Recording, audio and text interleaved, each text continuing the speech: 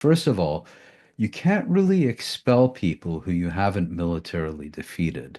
Right. And Israel, for all its mass killings and genocide and systematic destruction of the Gaza Strip, it has managed to destroy everything in Gaza but Hamas, everything in Gaza but the will of the Palestinian people not to surrender and to continue resisting Israeli hegemony. Mhm. So, will the US military succeed where Israel's mediocre military has failed? Welcome to Let's Just Talk. I'm your host, Hami. Today, we're joined by Mouin Rabbani, a researcher, analyst, and commentator specializing in Palestinian affairs and the contemporary Middle East, to discuss President Trump's recent statement on forcibly removing Palestinians from Gaza, or call it ethnic cleansing. Maureen, welcome to Let's Just Talk. Thank you. It's a pleasure to be with you. Thank you for being here. Well, without further ado, since Inauguration Day, it seems like each morning brings news from the White House or like a new headline from the White House that feels more dystopian and detached from reality than the last. But the fact remains that this is reality. And I want to start today's conversation by getting your reaction to Trump's statement that at the conclusion of the fighting, we have a ceasefire. So a lot to unpack there as well. But at the conclusion at the fighting, that Gaza will be owned by the United States and turned into high-end real estate, while Palestinians are to be ethnically cleansed to Egypt and Jordan. And he made this poster sitting 2 feet away from Netanyahu, the person responsible for it all. So, what's your reaction to this before we jump into the rest of the questions we have for you today? Well, I think there's a lot to unpack there. And let me just start by saying, um, if there's one thing that characterizes Donald Trump, is that he's a very erratic and very unpredictable politician and leader. And so trying to determine, you know, what his statements actually mean, particularly looking also at the connection between what he says and what he does, Mhm. is a little bit like trying to do a political analysis of yogurt or oatmeal. It's very difficult to do so. So let's backtrack a bit and look at the idea of the mass expulsion of Palestinians from the Gaza Strip. Mhm. And of course, many in the US Democratic Party are now trying to pretend that the first time this has ever been put on the agenda Right. was by Donald Trump, and that therefore those who refused to vote for Kamala Harris are somehow responsible for this proposal. Well, the mass expulsion of Palestinians from the Gaza Strip actually goes back many, many decades. Mhm. And it is originally an Israeli proposal. And if I can just give a little bit of historical background here, Gaza City, as you probably know, is one of the oldest cities in the world. It's where, Samson in the Bible bought the columns, columns crashing down upon me and upon my enemies, or as I say in Arabic, "Alayya wa ala a'da'i." Um, but the Gaza Strip didn't exist before the mid 20th century. Right. And the only reason the Gaza Strip exists at all is because of the Nakba, the Palestinian catastrophe of the late 1940s, especially 1948, but it actually began in November 1947 and continued until the early 1950s. What was the Nakba? Well, the Nakba was the forcible mass expulsion of Palestinians from those regions of the British Mandate of Palestine that became the State of Israel. Mhm. Israel, through violent force, armed force, transformed what had been an Arab territory into a Jewish state. It's Mhm. often referred to as ethnic cleansing. And here I need to point out that ethnic cleansing consists of two components. Pushing people out is part one, and preventing them from coming back is part two. And you need to have both those elements. So what Israel did is many of those who it dispossessed in southern and southwestern Palestine, particularly from what had been the Gaza district Mhm. of the British Mandate of Palestine, which was much larger than the Gaza Strip. These were all pushed into a narrow strip of land, narrow Mhm. coastal strip of land, the southwestern corner of Palestine, comprising a mere 1% of the territory of the former British Mandate of Palestine. That's how it got the name Gaza Strip. Its population, its pre-war population, had been 80,000. About 200,000 dispossessed, pauperized refugees ended up being driven into it during the Palestine War.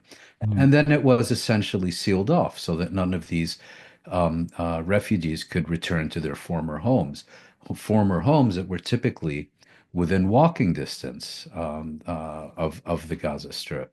And Israel, from the very outset, recognized, and I believe it correctly recognized, that having this mass of dispossessed, pauperized, irredentist humanity just across its borders, within spitting distance of their former homes, as I pointed out, would form a permanent security threat to the new Israeli state, because these were people who would try to come home by peaceful means, through nonviolent means. And once they would understand that that was not an option, quite logically, they would take up arms to repossess their former homes and homeland. And that's, in fact, exactly what happened, because Israel refused to comply with its international obligations to enable these people whom it had transformed into stateless refugees to return to their former homes. So, beginning already in the 1950s,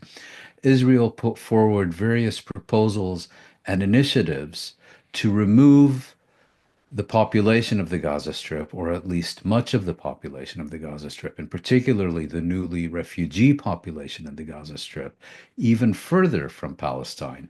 So it put forward proposals to exile them to Libya, to the Anbar province in Iraq, to various other places, all with the idea of reducing what it refers to as a demographic threat sitting right across its borders.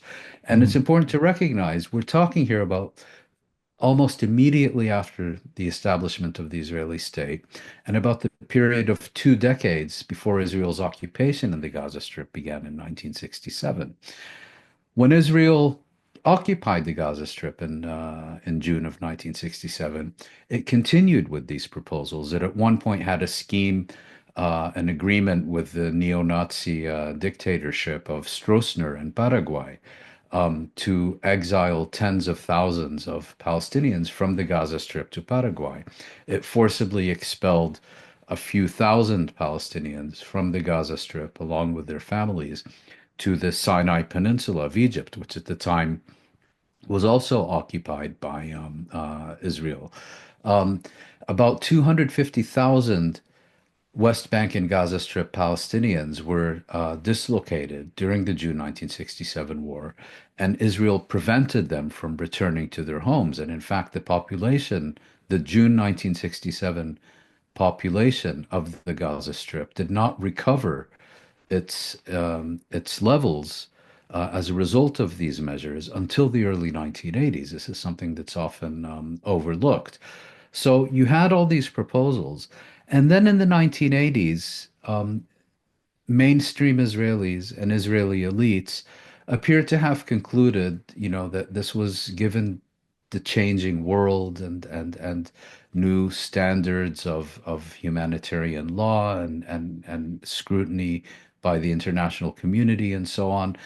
Israeli elites and mainstream Israelis came to a fairly broad conclusion, that what was possible in the 1940s and the 1950s was no longer possible, and largely put this ambition of the mass expulsion of Palestinians aside, and it became kind of the preserve of the Israeli extreme right, an increasingly powerful extreme right, to be sure, but it didn't really bleed back into the mainstream as a serious policy, particularly so after the Oslo Accords of 1993, which, for all its faults, and those were very many and extremely serious, Mm-hmm. did make provisions for the return of several tens of thousands of Palestinians to the occupied territories.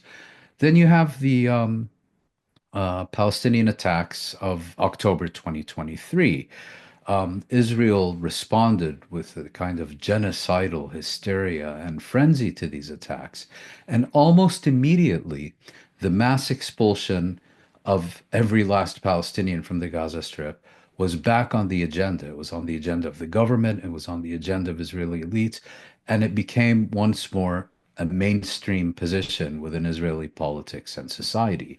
And already that same week, you had increasingly vocal and public and explicit proposals that all these Palestinians have to be expelled, this time into the Sinai Peninsula, into the desert, into this territory that Israel had relinquished occupation of and returned to Egypt as a result of their 1979 peace treaty. The difference this time is it wasn't only Israel making this proposal, but it was embraced by the Biden administration. And the Biden administration sent its Secretary of State, the hapless Antony Blinken, on a tour of the Middle East to basically market this idea to Washington's closest Arab partners, let's call them its client regimes, to generate their support for it and to get their assistance in its implementation. And much to Blinken's surprise, is, the Arab states who were most loyal to Washington and are most dependent upon Washington categorically refused to have anything to do with this. And it's for a very simple reason. Of course, they disagreed with this policy, but more importantly, the ethnic cleansing, mass expulsion, the Nakba, is so central to contemporary Palestinian identity, and is so central to Arab perceptions of the question of Palestine and of Arab solidarity with the Palestinians, that the complicity of any Arab leader with such a scheme would be tantamount to political suicide. Any Arab leader who would publicly agree to implement such a plan might as well sign his own death warrant. So that got nowhere. And in fact, in response to Trump's latest proposal, um, Egypt has now come out and basically confirmed that both the United States and a number of European countries were openly encouraging Egypt to cooperate with this Israeli scheme. So it again fell off the agenda, if you will. I mean, Israelis kept talking about it and promoting it, but they focused more than on two things: on the mass displacement of Palestinians from the northern Gaza Strip to other parts of the Gaza Strip, and more generally into making the Gaza Strip unfit for human habitation, so that people would eventually leave by hook or by crook rather than through an organized mass expulsion to Egypt. Fast forward, and Trump, who to his credit is actually the one who succeeded, not so much where Biden failed, but succeeded where Biden and Harris refused to go Mm-hmm. by compelling Israel to accept the ceasefire agreement that Hamas had agreed to more than half a year earlier. Trump engineered Israeli compliance or endorsement of this proposal. And then out of the blue comes this crazy idea of not only the mass expulsion of Palestinians from the Gaza Strip, but their dispersal to Egypt, to Jordan, to other places. And on top of that, the U.S. taking ownership of the Gaza Strip and sending troops to implement this plan. Again, it's difficult to kind of sift fact from fiction, from fantasy, let's say ambition from policy, Yeah. from just off the cuff BS. My suspicion here is that, as you may remember, Mm-hmm. in early 2024, at an engagement at Harvard University, the slumlord and failed real estate developer, Trump's son-in-law, Jared Kushner, had proposed something very similar, although in Kushner's telling, because he had seen how Blinken fell flat on his face a few months earlier, Mm-hmm. in Kushner's telling, Israel would force all the Palestinians out of the Gaza Strip, but rather than to Egypt, to basically concentration camps in the Negev Desert, in what is now southern Israel. It would do whatever it needed to in the Gaza Strip, and then the Palestinians would be not go to their former homes, but be pushed back into the Gaza Strip to resume their lives as stateless refugees, and presumably, to work as waiters and prostitutes in the luxury hotels that Kushner Associates and the Trump companies would have built there in the interim. So, Trump, by contrast, initially said that these people would have to permanently leave rather than temporarily, that U.S. armed forces would be used, that the U.S. would own this. I don't even want to get into the legality or morality of any of this Yeah. because it's so obvious it would be a waste of our time Mm-hmm. to even get into this. But I think there's several things worth pointing out about this proposal. First of all, you can't really expel people who you haven't militarily defeated. Right. And Israel, for all its mass killings and genocide and systematic destruction of the Gaza Strip, it has managed to destroy everything in Gaza but Hamas, everything in Gaza but the will of the Palestinian people not to surrender and to continue resisting Israeli hegemony. Mm-hmm. So, will the US military succeed where Israel's mediocre military has failed? Mm-hmm. Well, by all accounts, we'll never know because this is something Trump has already backtracked on because primarily because of opposition from within his own base, who, as you know, includes substantial constituencies of isolationists and anti-interventionists, people who have come to see the Democrats as opposed to the Republicans as the war party. It used to be, of course, the other way around. The second key thing that happened is that this time the Arab states came out publicly Mm-hmm. and forcefully against the proposals. And people keep looking at the US Israeli relationship, as well they should. But for Trump, the other key, perhaps the key relationship in the Middle East, is not with Israel, but it Saudi is with Arabia. Saudi Arabia. Yeah. And given that Trump, in the press conference you're referring to, additionally was asked, has Saudi Arabia insisted on a Palestinian state as a price of normalization with Israel? Trump responded that the Saudis had not insisted on this. This really alarmed the Saudis, and they actually put out a press statement at 4:30 a.m. Saudi time Mm-hmm. rejecting Trump's proposal categorically out of hand and insisting that there could be no Saudi-Israeli normalization without a Palestinian state. Yeah. And in fact, the main impact of Trump's proposal has been to raise the price of normalization.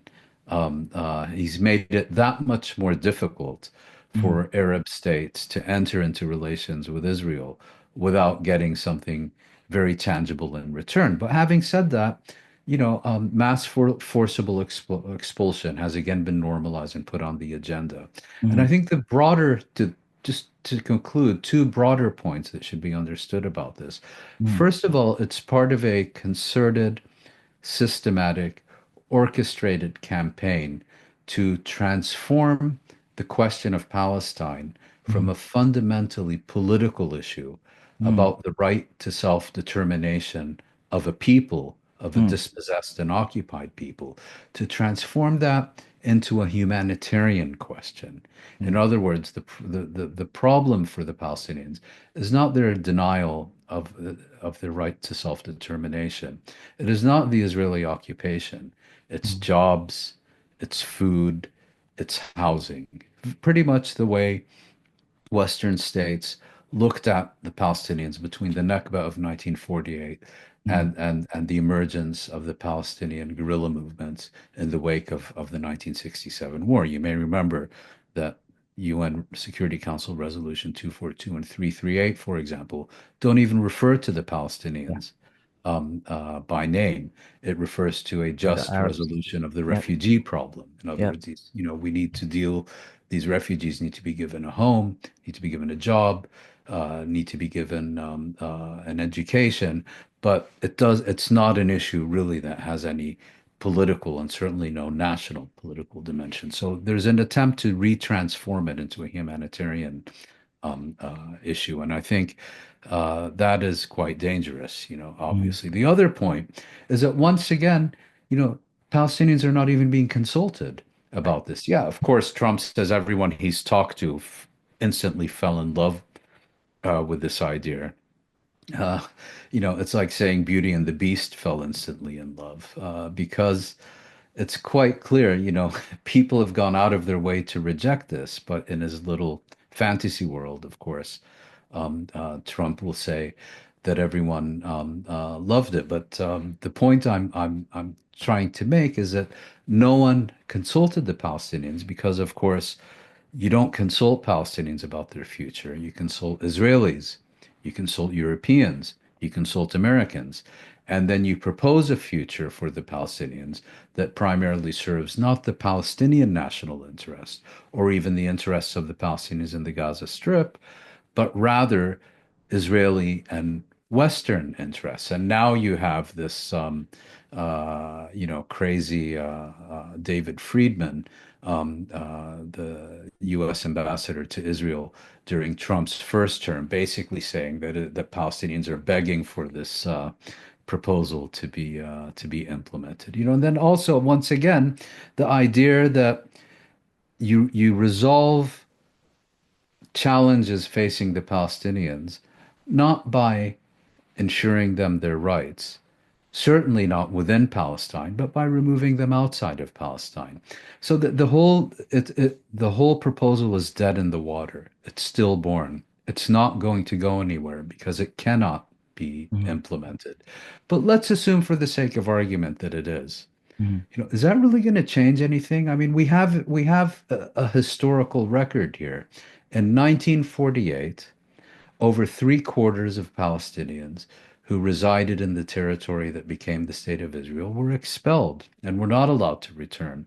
Did that create peace in the Middle East? That simply meant that these Palestinians took up arms from the territories to which they had been expelled, Right. from the Gaza Strip, from the West Bank, from Jordan, Jordan, from Lebanon. Syria, from Lebanon. And exactly the same thing would happen if this proposal were to be implemented. It would Right. solve nothing. Well, it would solve nothing for Israel. Mhm. Yeah. Thank you so much for eloquently outlining how this statement fits into the broader trajectory of both Israeli policy, but also Western interests. And there's so much to unpack.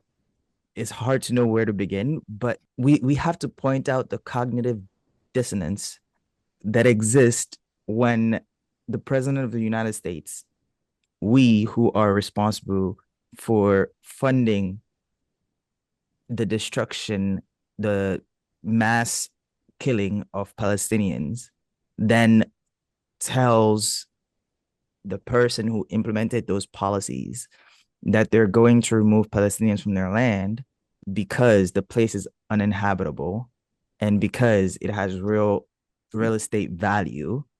And it's like you don't even name any of those things, but you gaslight the masses into thinking that they're crazy for thinking that what you're saying is just bananas. And, we must also ask the question, why does he want the land? Right. And, people, commentators have been pointing things like the Gaza marine fields, which are worth, like 1.6 trillion You're cubic talking about the meters. natural gas deposits off the coast. Yep. So people have been pointing at things like that. Um, Analysts have been talking about the fact that Netanyahu promised the eradication of Hamas.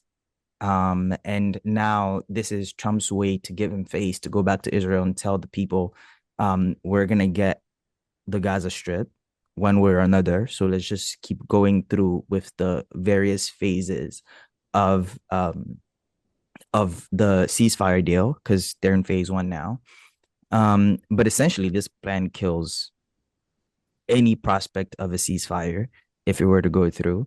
And then, interestingly, you've pointed out at you've started talking about the client state, the Arab states that are hand in hand with, both the West, the United States, Israel. And I'm more or less quoting you here, along with like other scholars like Rashid Khaldi, that without understanding the inertia and complicity of Arab state, you cannot fully appreciate the question of Palestine.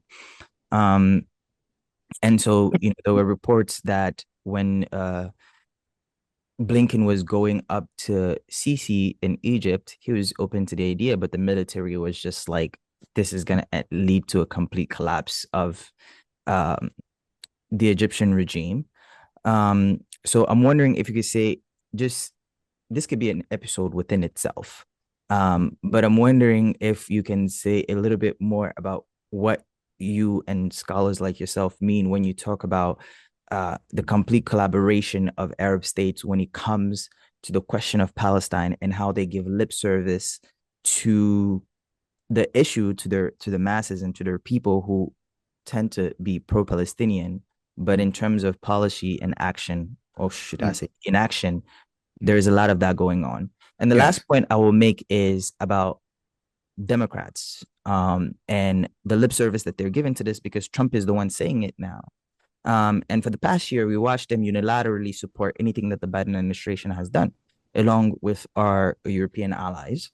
And so that also raises another question for me is like, you're okay with the slaughter of 18, 20,000 children, however the number it is, but you're not okay with ethnic cleansing. Like, it's just not, the math is just not mathing in my head. Mm. So Mm. please, Okay, well, I'll take each of your points in turn. Just regarding the first part of your question, I don't think this is about economics. Yes, there are economic resources. Yes, it is beachfront property. Yes, there are natural gas deposits off the coast of the Gaza Strip. But that's not a prime motivation mm, for Israel. I mean, it may be for, Kushner or Eric Trump or whatever. mm, But for Israel, this is really about hegemony. right, This is about establishing Israeli political, territorial, and demographic supremacy, mm, hegemony over the entirety of Palestine. Maximum land with minimum minimum Palestinian. Arabs. So that's the first point. Regarding what you said about the ceasefire, you're entirely correct. I mean, you know, this mass expulsion and the ceasefire agreement are mutually exclusive. They're fundamentally incompatible. Mm, And as you know, it was a sight to behold to watch Trump talking about Gaza has been completely destroyed, while saying so right next to the person who is primarily responsible for its systematic destruction, who had a smile from ear to ear while listening to this, because Trump, rather than pointing to him and saying, "You're the one responsible, I'm now going to put you in handcuffs and send you to The Hague," was basically saying, Netanyahu, since you've now destroyed it, the way I'm going to address this problem is to get rid of all the Palestinians and basically reward you for your crimes. So that's the second point. And yeah, it's these two things are mutually exclusive, and I think that's another reason why Netanyahu was so gleeful about this proposal because he's hoping to use it as a license to derail the further implementation of the ceasefire agreement.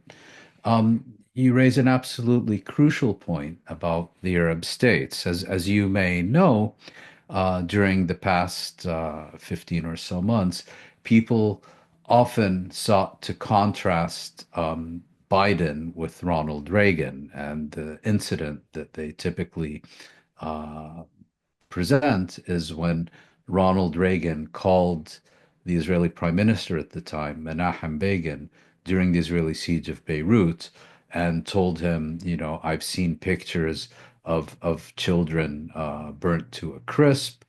This Holocaust has to stop now. And despite Begin being supremely insulted by the words used by Reagan, because of course there's only ever been one victim in the world, and that's Menachem Begin, the bombing stopped within, I think, 36 hours.